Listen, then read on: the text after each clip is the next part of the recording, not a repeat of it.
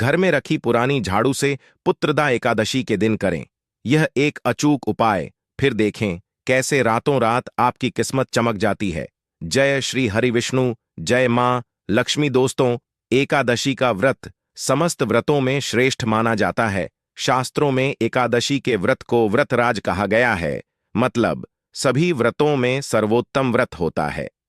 इस व्रत में भगवान श्री विष्णु, जो कि जगत के पालनहार है, उनके निमित्त यानी कि भगवान श्री विष्णु की कृपा पाने के लिए, उन्हें प्रसन्न करने के लिए व्रत धारण करके और विधि विधान से भगवान श्री विष्णु का पूजन किया जाता है। भगवान श्री हरि विष्णु को समर्पित होता है एकादशी का व्रत, और हर महीने में 2 बार एकादशी का व्रत आता है, एक शुक्ल पक्ष में, एक कृष्ण पक्ष में। बहुत से भक्त दोनों एकादशी का व्रत करते हैं, लेकिन कई भक्त सिर्फ एक ही एकादशी का व्रत धारण करते हैं। तो यह पूरी तरह से भक्तों की श्रद्धा पर निर्भर करता है कि वह किस एकादशी का व्रत धारण करना चाहते हैं। लेकिन शास्त्रों के अनुसार अगर आप एकादशी का व्रत नहीं भी करते हैं, सिर्फ एकादशी व्रत के दिन सात्विक भोजन करते हुए भगवान श्री विष्णु का पूजन करते हैं, तो पूजन करने मात्र से ही मन की समस्त कामनाएं भक्तों की पूर्ण हो जाती हैं और समस्त प्रकार के पापों से छुटकारा मिल जाता है। चाहे पाप इस जन्म के हो या पूर्व जन्म के संचित पाप कर्म हो, समस्त प्रकार के पापों से मुक्ति मिल जाती है। तो एकादशी का व्रत बहुत ही श्रेष्ठ माना जाता है। अगर आप व्रत करते हैं तब तो अत्यंत श्रेष्ठ है, लेकिन जो भक्त व्रत नहीं करते हैं, उन्हें भी आज के दिन भगवान विष्णु का पूजन अवश्य करना चाहिए। भगवान विष्णु और मां लक्ष्मी की कृपा पाना चाहते हैं तो वीडियो को लाइक करके कमेंट में जय श्री हरि विष्णु और जय मां लक्ष्मी और ओम नमो भगवते वासुदेवाय नमः लिखना ना भूले। दोस्तों, झाड़ू का हम आपको वह नियम बताने वाले हैं जिससे आपको पता चलेगा कि झाड़ू को किस दिशा में रखना शुभ होता है, झाड़ू कब बदलनी चाहिए। झाड़ू को लेकर आपको ऐसी कौन सी गलतियां नहीं करनी चाहिए जो वास्तुशास्त्र में लिखा हुआ है, वरना आपके जीवन में आपको गरीबी, दरिद्रता, परेशानी, कष्ट का सामना करना पड़ सकता है। दोस्तों, एक बात ध्यान रखिएगा, झाड़ू का सीधा तात्पर्य और सीधा संबंध माता लक्ष्मी जी से होता है। किसी भी व्यक्ति ने अगर झाड़ू का सही उपाय सीख लिया और झाड़ू का सही तरीके से उपाय कर लिया, जो हमारे वास्तुशास्त्र में, धर्मशास्त्र में लिखा हुआ है, तो मान के चलिए आपको साक्षात माता लक्ष्मी जी का आशीर्वाद मिलेगा। दोस्तों, आप एक बात जान लीजिए कि हर कोई जानता है झाड़ू को कभी भी रात में नहीं लगाना चाहिए, लेकिन हमारे हिंदू शास्त्रों में कुछ लेख लिखे हुए हैं झाड़ू को लेकर की, मतलब झाड़ू लगाने के शुभ मुहूर्त कब है, झाड़ू कौन से समय पर लगानी चाहिए जिससे आपके घर में सकारात्मक ऊर्जा आए, आपके घर की जन्म जन्मांतर की गरीबी खत्म हो जाए। दोस्तों, जैसा हमने आपको स्टार्टिंग में ही बता दिया था, झाड़ू का सीधा संबंध माता लक्ष्मी जी से होता है। कहाँ गया है? माता लक्ष्मी जी को झाड़ू बहुत ही ज्यादा प्रिय होती है। अगर कोई भी व्यक्ति ठीक तरीके से झाड़ू का प्रयोग कर रहा है तो निश्चित रूप से उसको माता लक्ष्मी जी का आशीर्वाद मिलेगा। उस व्यक्ति के जीवन काल में कभी भी धन संबंधित परेशानी नहीं होगी। दोस्तों, अगर आप भी चाहते हैं कि माता लक्ष्मी जी का आशीर्वाद आप पर और आपके पूरे परिवार पर सदैव बना रहे, तो कमेंट बॉक्स में तुरंत ही लिख दें जय महालक्ष्मी। और अभी तक आपने वीडियो लाइक नहीं किया है तो वीडियो को लाइक करके चैनल को तुरंत ही सब्सक्राइब कर लें। दोस्तों, हमारे हिंदू धर्म में घर को मंदिर माना जाता है, इसीलिए कहा गया है कि हमें अपने घर को साफ सुथरा रखना चाहिए। शास्त्रों में बताया गया है कि अगर हम प्रतिदिन साफ सफाई करते हैं तो हमारे घर पर माता लक्ष्मी जी वास करने आती है। अगर हमारे घर में रोज साफ सफाई हो रही है तो हमारे घर में कभी भी गरीबी, दरिद्रता, परेशानी नहीं आएगी। वहीं दूसरी तरफ अगर हमारे घर में साफ सफाई नहीं होती है, हमारा घर गंदा पड़ा रहता है, तो हमारे घर में नकारात्मक ऊर्जा का वास हो जाता है। हमारे घर में गरीबी, दरिद्रता आ जाती है और वास करने लगता है, जिससे हमारे घर की बरकत रुक जाती। दोस्तों, आज एक बात आप जान लीजिए, जब भी आप रात में सोने जाते हैं तो एक बात का ध्यान रखिएगा, रात्रि के समय ही आपके घर में नकारात्मक शक्तियां, काला जादू, काली शक्तियां प्रवेश कर जाती हैं। लेकिन अगर आप लोग वास्तुशास्त्र के हिसाब से प्रतिदिन झाड़ू लगा रहे हैं और सही मुहूर्त पर लगा रहे हैं, तो कोई भी शक्ति जो आपके घर पर रात में प्रवेश की है वह आपके घर से हमेशा के लिए चली जाएगी। दोस्तों, बहुत ध्यान दीजिएगा, जो आपको हम बताने जा रहे हैं वास्तुशास्त्र के अध्याय नंबर 71 में साफ साफ लिखा हुआ है। जब भी सूर्योदय होता है तो आपको सूर्योदय के पहले तुरंत ही झाड़ू लगा लेना चाहिए। अगर आप सूर्योदय के बाद झाड़ू लगाते हैं तो आपके घर की जो नकारात्मक शक्तियां होती हैं वह आपके घर से चली जाती है। आपके घर पर सकारात्मक शक्तियां का वास हो जाता है। कहने का तात्पर्य है दोस्तों कि हमारे वास्तुशास्त्र के हिसाब से जो सबसे अच्छा समय झाड़ू लगाने का होता है वह सुबह के वक्त सूर्योदय के बाद का होता है, लेकिन किसी कारणवश हम झाड़ू नहीं लगा पाते हैं तो दोपहर से पहले अगर आप झाड़ू लगा लेते हैं तो यह बहुत ही ज्यादा शुभ है। इससे होता यह है कि माता लक्ष्मी जी अवश्य ही आपके घर पर वास करने आती है। एक बात का ध्यान रखिएगा दोस्तों, झाड़ू को लेकर वास्तुशास्त्र धर्मशास्त्र में कुछ ऐसे नियम बताए गए हैं जिसका अगर आप पालन करते हैं तो निश्चित रूप से आपको माता लक्ष्मी जी की कृपा मिलेगी आपके जीवन काल में कि किसी भी तरीके की जो परेशानियां हैं वह अपने आप खत्म हो जाएगी। दोस्तों, झाड़ू एक बहुत ही कॉमन सी चीज है। यह एक ऐसी चीज है जो हर घर में मिल जाती है और हर घर में इसका उपयोग होता ही होता है, लेकिन कई लोगों को और मैक्सिमम लोगों को झाड़ू के नियम पता ही नहीं है, जिसकी वजह से वह जाने अनजाने ऐसी गलतियां कर देते हैं जिसकी वजह से माता लक्ष्मी जी आपसे रुष्ट हो जाती है। आपके पास पहले पैसा आ रहा था, वह पैसा आना बंद हो गया है, तो इसका मुख्य कारण क्या हो सकता है? जरूर आपने ऐसी कोई गलती कर दी है जिसकी वजह से माता लक्ष्मी जी आपसे रुष्ट हो गई हैं, और उसका एक मुख्य कारण हो सकता है कि आप झाड़ू का उस तरीके से पालन नहीं करते हैं, झाड़ू का उस प्रकार से प्रयोग नहीं कर रहे हैं जिस प्रकार से वास्तुशास्त्र में लिखा हुआ है।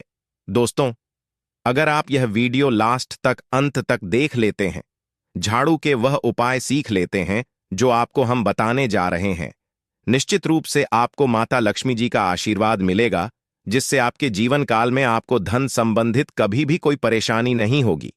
आपके जीवन काल से गरीबी, दरिद्रता, परेशानी, कष्ट, दिक्कत है वह हमेशा के लिए खत्म हो जाएंगे। दूसरी तरफ आपके घर पर धन का आगमन शुरू हो जाएगा। माता लक्ष्मी जी के आशीर्वाद से आपके लिए धन के सारे रास्ते खुल जाएंगे। आपके जीवन काल में आकस्मिक धन की आपको प्राप्ति होगी और माता लक्ष्मी जी आपके घर पर वास करने आएंगे। इसीलिए दोस्तों, इस वीडियो को लास्ट तक अंत तक बिना भगाए देखिएगा। और अभी तक आपने वीडियो को लाइक नहीं किया है, पहले जाकर के वीडियो को लाइक कर दीजिए। तो दोस्तों, कुछ चीजें जिनका आपको ध्यान रखना होगा झाड़ू को लेकर, वह हम आपको बताने जा रहे हैं। तो देखिए, बहुत पहले जो बात है, जो सबसे पहला नियम है झाड़ू को लेकर के, यह नियम है कि कभी भी घर की झाड़ू को अपनी नजरों के सामने मत आने दे। देखिए, इस बात को समझ लीजिए कि झाड़ू को घर में रखते हो, चाहे ऑफिस में रखते हो, कभी भी अपनी आंखों के सामने झाड़ू को ना आने दे, ना किसी बाहरी व्यक्ति के सामने आने दे। झाड़ू को ऐसी जगह छुपा करके रखे जो आपकी आंखों के सामने ना हो। मतलब एक दो बार देखना तो ठीक है, लेकिन बार बार अगर झाड़ू पर आपकी नजर पड़ रही है तो बहुत ही अशुभ है। और कहीं कोई व्यक्ति घर का हो या बाहर का है, जो घर के बाहरी लोग हैं, वह आपके घर की झाड़ू को देखते हैं तो यह बहुत ही अशुभ माना गया। इसलिए आपको झाड़ू को ऐसे स्थान पर रखना चाहिए जहां पर किसी की भी नजर ना पड़े। दूसरा नियम यह कहता है कि कभी भी हमें पुरानी झाड़ू का प्रयोग नहीं करना चाहिए। दोस्तों, देखा गया है कई लोग आलस में पुरानी झाड़ू का प्रयोग करते रहते हैं, उसी से साफ सफाई करते रहते हैं। वास्तुशास्त्र के हिसाब से यह बहुत ही ज्यादा अशुभ है। ऑफिस हो या घर हो, कभी भी टूटी झाड़ू का इस्तेमाल करके हमें घर की साफ सफाई नहीं करना चाहिए। इससे हमारे घर पर परेशानियां आती, दिक्कतें आती हैं। हम कोई भी कार्य शुरू करते हैं, उसमें लगातार बाधा आना शुरू हो जाता। तीसरा नियम यह कहता है कि झाड़ू कभी भी खड़ी नहीं रखनी चाहिए। यह बहुत ही ज्यादा अपशगुन होता है। ध्यान रखिएगा दोस्तों, झाड़ू को कभी भी खड़ी करके नहीं रखना चाहिए। झाड़ू को हमेशा लेटा करके रखना चाहिए। चौथा, शाम के वक्त कभी भी घर में झाड़ू नहीं लगानी चाहिए। अगर कोई व्यक्ति झाड़ू शाम को लगता है तो मान के चलिए उस व्यक्ति के घर में माता लक्ष्मी जी कभी वास करने नहीं आएगी। माता लक्ष्मी उससे रुष्ट हो जाएंगी। पांचवा नियम यह है दोस्तों कि झाड़ू को लेकर आपको यह ध्यान रखना होगा, झाड़ू को आप कभी भी लांघे मत, आपका का पांव कभी भी झाड़ू से ना छुए। यह बहुत ही ज्यादा अशुभ है, क्योंकि हमने आपको पहले बता दिया है कि झाड़ू माता लक्ष्मी जी का प्रतीक होता है और झाड़ू को लेकर माता लक्ष्मी जी से बहुत ज्यादा तात्पर्य जोड़े जाते हैं। तो कभी भी झाड़ू से अपना पांव लांघे नहीं, झाड़ू के ऊपर से कभी भी गुजरिए मत। यह बातें आपको बहुत ज्यादा ध्यान रखनी होगी। छठा नियम यह कहता है, कभी भी झाड़ू को गंदगी वाली जगह पर नहीं रखना चाहिए। मतलब ना बाथरूम के बगल में रखना चाहिए, ना शौचालय के बगल में रखना चाहिए।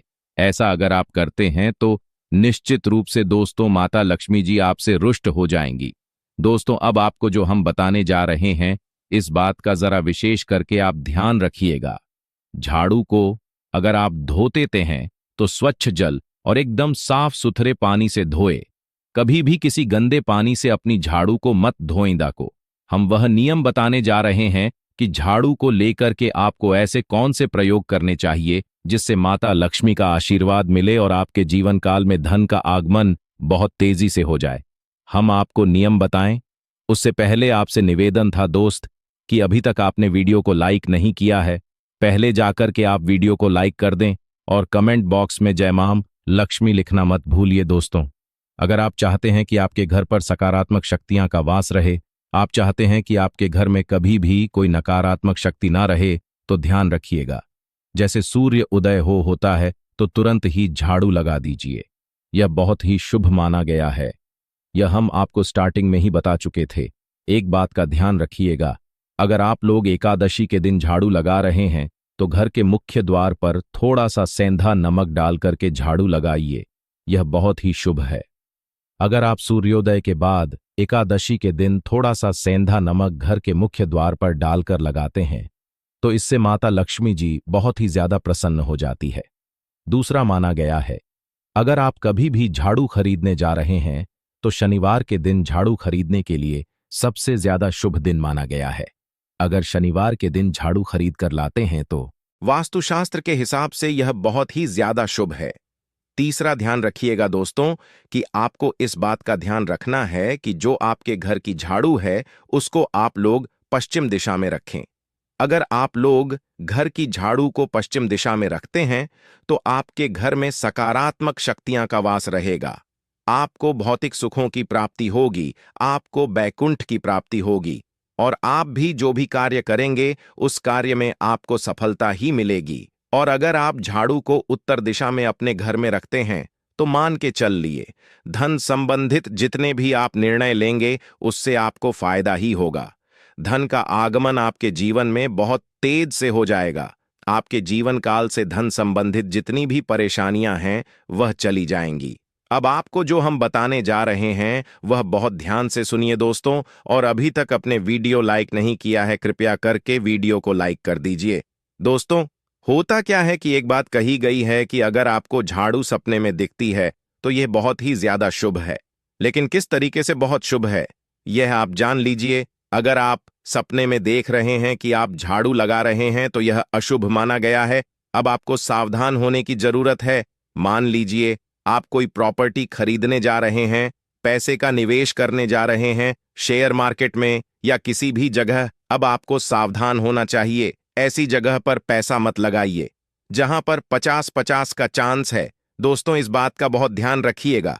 दूसरा, अगर आप सपने में यह देखते हैं कि आप मंदिर में झाड़ू लगा रहे हैं तो मान के चलिए अब आपके जो कठिनाई वाले दिन थे वह चले जाएंगे।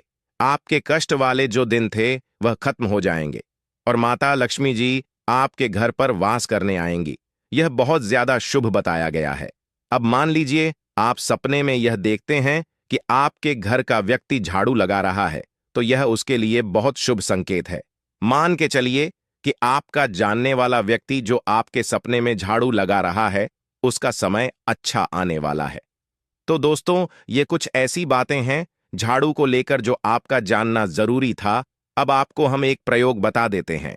अगर आप इस प्रयोग को करते हैं, इस उपाय को करते हैं, तो आपके जीवन में धन का आगमन बहुत तेज हो जाएगा। एकादशी का दिन माता लक्ष्मी का दिन होता है। इस दिन किया गया उपाय कभी खाली नहीं जाता है। ध्यान रखिएगा दोस्तों। दोस्तों, यह उपाय है 5 एकादशी का। यह उपाय अगर आप करेंगे तो माता लक्ष्मी का आशीर्वाद मिलेगा। आपको करना यह है कि एक एकादशी को, मतलब पहले एकादशी से जब यह आप उपाय करने जा रहे हैं, उससे पहले आप तामसिक भोजन खाना छोड़ दीजिएगा। तामसिक से मतलब है शराब, मदिरा, नॉनवेज, इन सब चीजों को बिल्कुल त्याग दीजिएगा, वरना आपकी यह पूजा संपन्न नहीं मानी जाएंगी, आपको माता लक्ष्मी का आशीर्वाद नहीं मिलेगा। आपको करना सिर्फ यह है कि 5 एकादशी आपको किसी भी झाड़ू के नीचे, जो घर की झाड़ू है उसके नीचे 2 लौंग दबा देनी है और 1 काली मिर्च दबा देनी। इसको पहले एकादशी के बाद दूसरी एकादशी को किसी भी लाल कपड़े में रख देना है।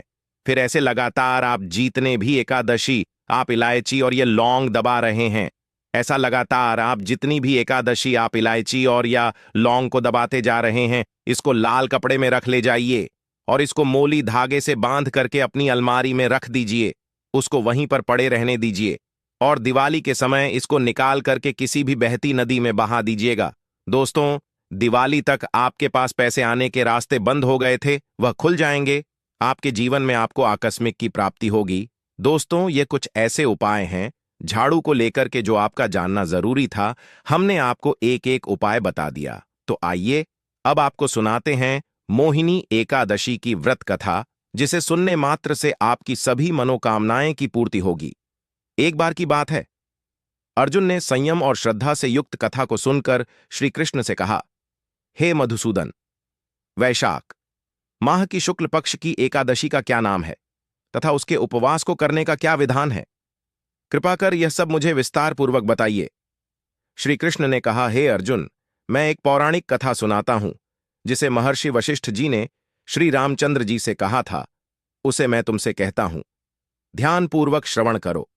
एक बार की बात है, श्री राम जी ने महर्षि वशिष्ठ से कहा, हे गुरु श्रेष्ठ, मैंने जनक नंदिनी सीता जी के वियोग में बहुत कष्ट भोगे हैं, अतः मेरे कष्टों का नाश किस प्रकार होगा? आप मुझे कोई ऐसा व्रत बताने की कृपा करें जिससे मेरे सभी पाप और कष्ट नष्ट हो जाए। महर्षि वशिष्ठ ने कहा, हे श्री राम, आपने बहुत उत्तम प्रश्न किया है। आपकी बुद्धि अत्यंत कुशाग्र और पवित्र है। आपके नाम के स्मरण मात्र से ही मनुष्य पवित्र हो जाता है। आपने लोकहित में यह बड़ा ही उत्तम प्रश्न किया है। मैं आपको एक एकादशी व्रत का महात्म्य सुनाता हूं। वैशाख माह के शुक्ल पक्ष की एकादशी का नाम मोहिनी एकादशी है। इस एकादशी का उपवास करने से मनुष्य के सभी पाप तथा क्लेश नष्ट हो जाते हैं। इस उपवास के प्रभाव से मनुष्य मोह के जाल से मुक्त हो जाता है। अतः हे रामदुखी, मनुष्य को इस एकादशी का उपवास अवश्य ही करना चाहिए। इस व्रत के करने से मनुष्य के सभी पाप नष्ट हो जाते हैं। अब आप इसकी कथा को श्रद्धापूर्वक सुनिए। प्राचीन समय में सरस्वती नदी के किनारे भद्रावती नाम की नगरी बसी हुई थी। उस री में द्युतिमान नामक राजा राज्य करता था। उसी नगरी में एक वैश्य रहता था जो धन धान्य से पूर्ण था। उसका नाम धनपाल था। वह अत्यंत धर्मात्मा तथा नारायण भक्त था। उसने नगर में अनेक भोजनालय, प्याऊ कुएं, तालाब, धर्मशालाएं आदि बनवाए। सड़कों के किनारे आम, जामुन, नीम आदि के वृक्ष लगवाए, जिससे पथिकोंडा के खेलने में व्यतीत करता था। वह बड़ा ही अधम था और देवता, पितृ आदि किसी को भी नहीं मानता था। अपने पिता का अधिकांश धन वह बुरे व्यसनों में ही उड़ाया करता था। मद्यपान तथा मांस का भक्षण करना उसका नित्य कर्म था। जब काफी समझाने बुझाने पर भी वह सीधे रास्ते पर नहीं आया, तो दुखी होकर उसके पिता, भाइयों तथा कुटुंबों ने उसे घर से निकाल दिया और उसकी निंदा करने लगे। घर से निकलने के बाद वह अपने आभूषणों तथा वस्त्रों को बेच बेचकर अपना गुजारा करने लगा। धन नष्ट हो जाने पर वेश्याओं तथा उसके दुष्ट साथियों ने भी उसका साथ छोड़ दिया। जब वह भूख प्यास से व्यथित हो गया तो उसने चोरी करने का विचार किया और रात्रि में चोरी करके अपना पेट पालने लगा। लेकिन एक दिन वह पकड़ा गया, किंतु सिपाहियों ने वैश्य का पुत्र जानकर छोड़ दिया। जब वह दूसरी बार पुनः पकड़ा गया, तब सिपाहियों ने भी उसका कोई लिहाज नहीं किया और राजा के सामने प्रस्तुत करके उसे सारी बात बताई। तब राजा ने उसे कारागार में ढलवा दिया। कारागार में राजा के आदेश से उसे बहुत कष्ट दिए गए और अंत में उसे नगर छोड़ने के लिए कहा गया। दुखी होकर उसे नगर छोड़ना पड़ा। अब वह जंगल में पशु पक्षियों को मारकर पेट भरने लगा। फिर बहेलियां बन गया और धनुष बाण से जंगल के निरीह जीवों को मार मार कर खाने और बेचने लगा। एक बार वह भूख और प्यास से व्याकुल होकर भोजन की खोज में निकला और कठिन मुनि के आश्रम में जा पहुंचा। इन दिनों वैशाख का महीना था। कठिन मुनि गंगा स्नान करके आए थे। उनके भीगे वस्त्रों की छींट मात्र से इस पापी को कुछ सद्बुद्धि प्राप्त हुई। वह अधम रस के पास जाकर हाथ जोड़कर कहने लगा, हे महात्मा, मैंने अपने जीवन में अनेक पाप किए हैं। कृपा कर आप उन पापों से छूटने का कोई साधारण और बिना धन का उपाय बतलाइए। आश ने कहा, तू ध्यान देकर सुन। आषाढ़ माह के कृष्ण पक्ष की एकादशी का व्रत कर। इस एकादशी का नाम योगिनी एकादशी है। इसका उपवास करने से तेरे सभी पाप नष्ट हो जाएंगे। रस के वचनों को सुन। वह बहुत प्रसन्न हुआ और उनकी बतलाई हुई विधि के अनुसार उसने योगिनी एकादशी का व्रत किया। हे श्री राम, इस व्रत के प्रभाव से उसके सभी पाप नष्ट हो गए और अंत में वह गरुड़ पर सवार हो विष्णु लोक को गया। संसार में इस व्रत से उत्तम दूसरा कोई व्रत नहीं है। इसके महात्म्य के श्रवण व पठन से जो पुण्य प्राप्त होता है वह पुण्य 1,000 गोदान के पुण्य के बराबर है। तो दोस्तों, आपको हमारी वीडियो कैसी लगी हमें कमेंट में जरूर बताइएगा। साथ ही वीडियो को लाइक करके चैनल को जरूर सब्सक्राइब कर लें। जय श्री हरि विष्णु। जय मां लक्ष्मी। घर में रखी पुरानी झाड़ू से देवशयनी एकादशी के दिन करें। यह एक अचूक उपाय, फिर देखें कैसे रातों रात आपकी किस्मत चमक जाती है। जय श्री हरि विष्णु। जय मां लक्ष्मी। दोस्तों, एकादशी का व्रत समस्त व्रतों में श्रेष्ठ माना जाता है। शास्त्रों में एकादशी के व्रत को व्रत राज कहा गया है, मतलब सभी व्रतों में सर्वोत्तम व्रत होता है। इस व्रत में भगवान श्री विष्णु, जो कि जगत के पालनहार हैं, उनके निमित्त यानी कि भगवान श्री विष्णु की कृपा पाने के लिए, उन्हें प्रसन्न करने के लिए व्रत धारण करके और विधि विधान से भगवान श्री विष्णु का पूजन किया जाता है। भगवान श्री हरि विष्णु को समर्पित होता है एकादशी का व्रत। और हर महीने में 2 बार एकादशी का व्रत आता है, एक शुक्ल पक्ष में, एक कृष्ण पक्ष में। बहुत से भक्त दोनों एकादशी का व्रत करते हैं, लेकिन कई भक्त सिर्फ एक ही एकादशी का व्रत धारण करते हैं। तो यह पूरी तरह से भक्तों की श्रद्धा पर निर्भर करता है कि वह किस एकादशी का व्रत धारण करना चाहते हैं। लेकिन शास्त्रों के अनुसार अगर आप एकादशी का व्रत नहीं भी करते हैं, सिर्फ एकादशी व्रत के दिन सात्विक भोजन करते हुए भगवान श्री विष्णु का पूजन करते हैं, तो पूजन करने मात्र से ही मन की समस्त कामनाएं भक्तों की पूर्ण हो जाती हैं और समस्त प्रकार के पापों से छुटकारा मिल जाता है। चाहे पाप इस जन्म के हो या पूर्व जन्म के संचित पाप कर्म हो, समस्त प्रकार के पापों से मुक्ति मिल जाती है। तो एकादशी का व्रत बहुत ही श्रेष्ठ माना जाता है। अगर आप व्रत करते हैं तब तो अत्यंत श्रेष्ठ है, लेकिन जो भक्त व्रत नहीं करते हैं उन्हें भी आज के दिन भगवान विष्णु का पूजन अवश्य करना चाहिए। तो आज की वीडियो में हम आपसे देवशयनी एकादशी के दिन झाड़ू से जुड़े उपाय के बारे में बात करने वाले हैं। झाड़ू से जुड़ी यह संपूर्ण जानकारी आपको आज की वीडियो में शेयर करने वाले हैं। तो आषाढ़ मास के शुक्ल पक्ष की देवशयनी एकादशी से संबंधित संपूर्ण जानकारी आपको आज की वीडियो में शेयर करने वाले हैं। लेकिन वीडियो में आगे बढ़ने से पहले अगर आप भी अपने जीवन में भगवान विष्णु और मां लक्ष्मी की कृपा पाना चाहते हैं तो वीडियो को लाइक करके कमेंट में जय श्री हरि विष्णु और जय मां लक्ष्मी और ओम नमो भगवते वासुदेवाय नमः लिखना ना भूले। दोस्तों, झाड़ू का हम आपको वह नियम बताने वाले हैं जिससे आपको पता चलेगा कि झाड़ू को किस दिशा में रखना शुभ होता है, झाड़ू कब बदलनी चाहिए। झाड़ू को लेकर आपको ऐसी कौन सी गलतियां नहीं करनी चाहिए जो वास्तुशास्त्र में लिखा हुआ है, वरना आपके जीवन में आपको गरीबी, दरिद्रता, परेशानी, कष्ट का सामना करना पड़ सकता है। दोस्तों, एक बात ध्यान रखिएगा, झाड़ू का सीधा तात्पर्य और सीधा संबंध माता लक्ष्य लमी जी से होता है। किसी भी व्यक्ति ने अगर झाड़ू का सही उपाय सीख लिया और झाड़ू का सही तरीके से उपाय कर लिया, जो हमारे जीवन में बहुत लाभ मिलेगा। धन्यवाद। मिलते हैं अगले वीडियो में।